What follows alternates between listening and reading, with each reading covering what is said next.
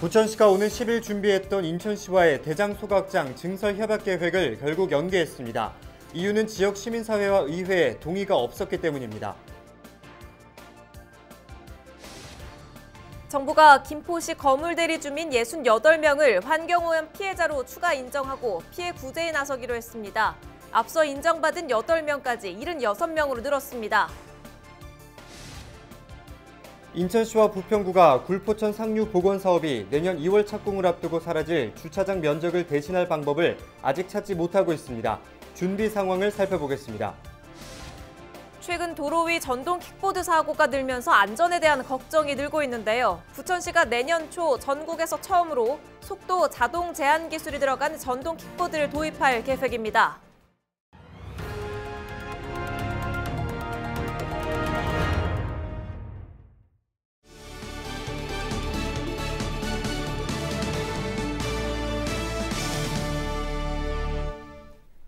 여러분 안녕하십니까? 헬로티비 경인 뉴스입니다. 부천시는 대장동 소각장의 현대화를 위해 인천시, 서울 강서구와 협의를 진행하고 있습니다. 이를 위해 오는 10일에는 광역소각장 조성을 위한 협약식을 계획했는데요. 지역사회에서 이 같은 내용에 반발하자 부천시는 계획된 협약식 일정을 연기했습니다. 취재기자와 전화로 연결돼 있습니다. 자세한 이야기 나눠보죠. 김진재 기자, 대장동에 광역소각장을 건립하는 것과 관련해 부천시가 인근 지자체와 어떤 내용으로 지금 협의를 진행하고 있는 건가요? 최근 부천시는 인천시, 서울 강서구와 함께 대장동에 광역소각장을 건립하기로 합의했습니다. 이를 쓰레기 처리량 900톤 규모의 광역소각장입니다. 하루에 부천 쓰레기 470톤, 인천의 부평 계양구 300톤, 서울 강서구 130톤 규모의 쓰레기를 처리하게 되는 시설입니다. 그간 부천시는 노후한 대장동 소각장의 현대화를 추진하고 있었지만 수천억 원에 달하는 사업비가 문제였는데요. 부천시 자체적으로 소각장 현대화를 추진할 경우 2,153억 원이 필요한 상황이었습니다. 하지만 광역소각장을 건립할 경우 인천시와 강서구가 사업비를 분담하게 됩니다. 이렇게 되면 부천시 입장에서는 단독으로 사업을 추진할 때보다 1,267억 원을 줄일 수 있다 보니 최근 광역소각장에 대한 합의가 이루어졌습니다. 그리고 부천시는 이런 합의를 바탕으로 오는 10일 관련 협약식을 진행하려고 한 겁니다. 하지만 지역사회에서는 이 같은 협의 내용을 사전에 알지 못했던 상황이고요. 부천시의회가 지난 5일 광역소각장 추진에 대한 보고를 받은 뒤에 주민 협의 없이 진행한다는 점을 지적하자 부천시는 계획된 협약식 일정을 무기한 연기했습니다.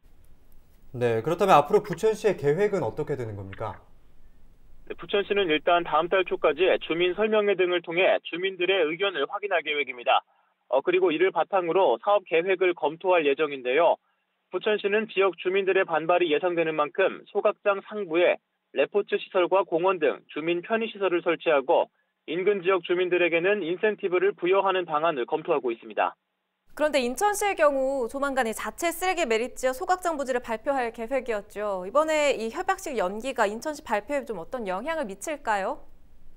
네, 인천시는 최근 자원순환 정책을 발표한 뒤 자체 쓰레기 매립지와 권역별 소각장 조성을 추진하고 있는데요.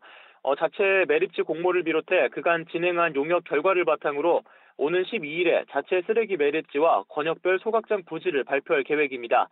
인천시 역시 부천시의 이번 협약식 연기 소식을 전달받았는데 인천시는 현재 부평 계양 권역의 소각시설과 관련해 대장동 소각장 사용이 아닌 또 다른 안을 추진할지 아니면 부천시의 상황을 지켜볼지 내부적으로 검토 중인 상황입니다. 이 때문에 쓰레기 매립지 부지와는 별개로 부평과 계양 권역의 소각장 부지는 오는 12일 발표에서 제외될 가능성도 있어 보입니다. 네, 알겠습니다. 쓰레기 매립지와 소각장과 관련한 소식 들어오는 대로 다시 전해드리도록 하겠습니다. 지금까지 김진재 기자와 이야기 나눠봤습니다.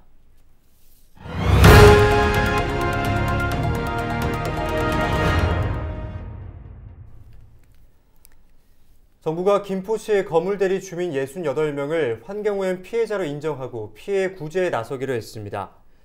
환경오염 피해구제심의회는 환경오염 피해구제 선지급 2차 사업 신청자 178명 가운데 보유질환이 환경오염과 인과관계가 있는 거물대리 주민 68명을 환경오염 피해자로 인정했습니다. 환경오염 피해구제 선지급 사업은 환경오염 피해를 입증하기 어려운 피해자들을 정부가 먼저 구제하고 추후에 그 비용을 원인자에게 구상하는 사업입니다. 정부가 이번에 거물대리 주민 68명을 환경오염 피해자로 인정하면서 김포 거물대리 오염 피해자는 앞서 인정을 받은 8명을 포함해 76명으로 늘었습니다. 수도권 매립지 사용 종료를 선언한 인천시가 2025년까지 인천의 재활용률을 95%까지 끌어올리겠다고 밝혔습니다. 인천은 이를 위해 친환경 자원 순환 정책의 전환을 예고했는데요. 재활용률을 높이기 위해서는 시민들의 동참이 무엇보다 중요합니다. 원태규 기자가 보도합니다. 2025년 수도권 매립지 종료를 선언한 인천. 이를 위해 인천은 인천만의 자체적인 대체 매립지 조성을 추진하고 있습니다. 인천이 선도적으로 자체 쓰레기 처리 시스템을 구축해 서울과 경기에 동참을 유도한다는 구상입니다. 33년간의 피해와 고통을 끝내고 인천 시민으로서의 자존심과 자부심을 되찾기 위한 것입니다. 이 자체 매립지엔 직매립을 하지 않겠다는 게 인천시의 계획입니다. 그러기 위해선 쓰레기 양을 줄이는 게 선행돼야 합니다. 시가 친환경 자원순환 정책의 전환을 강조하는 것도 이러한 이유에서입니다. 친환경 자원순환 정책의 핵심은 쓰레기 발생은 줄이고 재활용률은 최대한 높이는 겁니다. 시는 우선 주택가와 상가를 대상으로 생활 폐기물을 줄이고 올바른 분리 배출을 유도하는 사업을 지속적으로 진행할 예정입니다. 슬러지와 소각재 등 중간 폐기물도 자원으로 적극 활용합니다. 시는 기존에 전량 매립되던 하수 처리장 슬러지와 생활 폐기물 소각재, 도로 청소 비산재 등을 자원으로 재활용한다는 구상입니다. 현재 인천의 재활용률은 50% 수준인데 2025년까지 95%로 끌어올리는 게 인천시의 목표. 친환경 자원순환 정책의 성공의 관건은 시민들의 적극적인 관심과 동참입니다. 2025년 수도권 매립지 사용을 종료하고 쓰레기 독립을 선언한 인천. 자원순환 정책의 대전환이 성공적으로 추진될지 주목됩니다. NIB 뉴스 원태규입니다.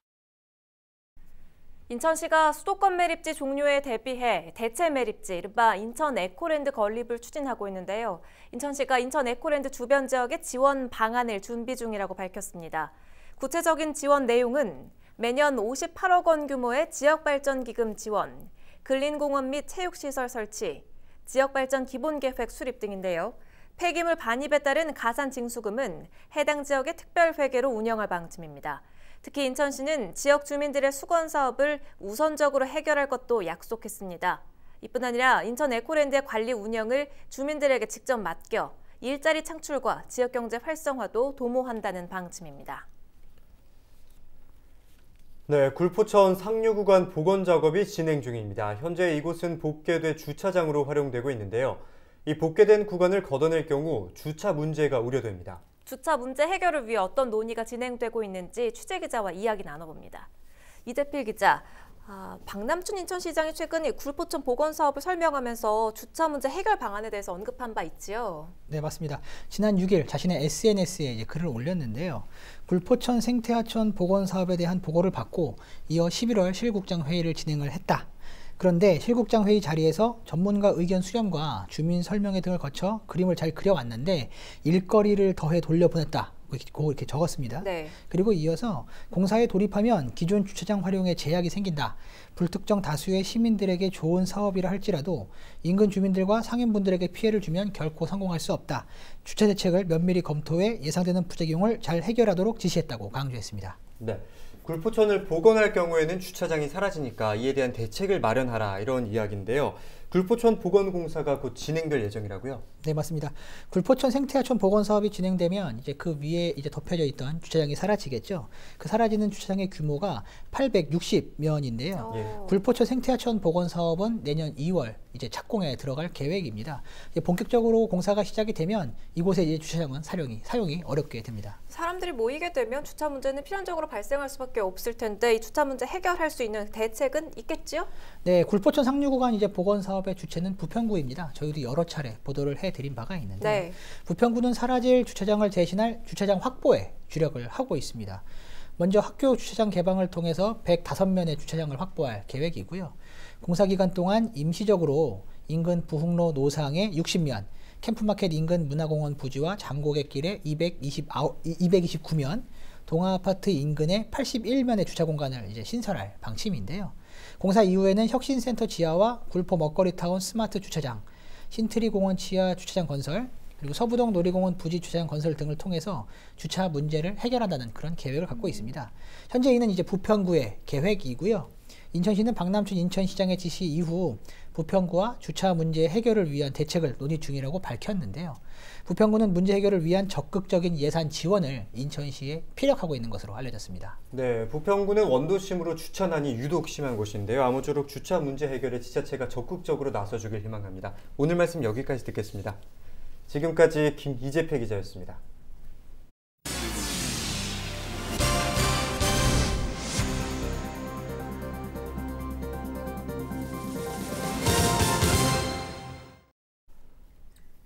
네, 최근 거리에서는 전동 킥보드가 오가는 모습을 쉽게 볼 수 있는데요. 전동 킥보드가 늘어날수록 관련 사고 역시 빈번합니다. 전동 킥보드의 안전을 지키는 기술들이 함께 도입되고 있습니다. 이정하 기자가 보도합니다. 지난달 24일 인천 계양구에서 전동 킥보드를 탄 10대 2명이 택시와 충돌해 1명이 숨지고 다른 1명은 중상을 입었습니다. 결국 해당 지자체에서는 전동 킥보드 수거 조치까지 내렸습니다. 전동 킥보드가 이미 또 하나의 교통수단으로 널리 보급된 상황에서 시민들은 두려움을 느낄 때가 많습니다. 실제로 넘어지는 애들도 많이 봐서 2명이서 타고 또 면허 없이 애들 타고 이런 거 보면 위험한 것 같아요. 국내 한 보험사의 분석 결과 지난 2016년 49건에 그쳤던 전동 킥보드 안전사고는 올해 상반기 880건 넘게 급증했습니다. 시민 사용이 많아진 만큼 전동 킥보드에 대한 안전성 문제가 곳곳에서 잇따라 발생하자 사고를 막기 위한 기술들이 속속 개발되고 있습니다.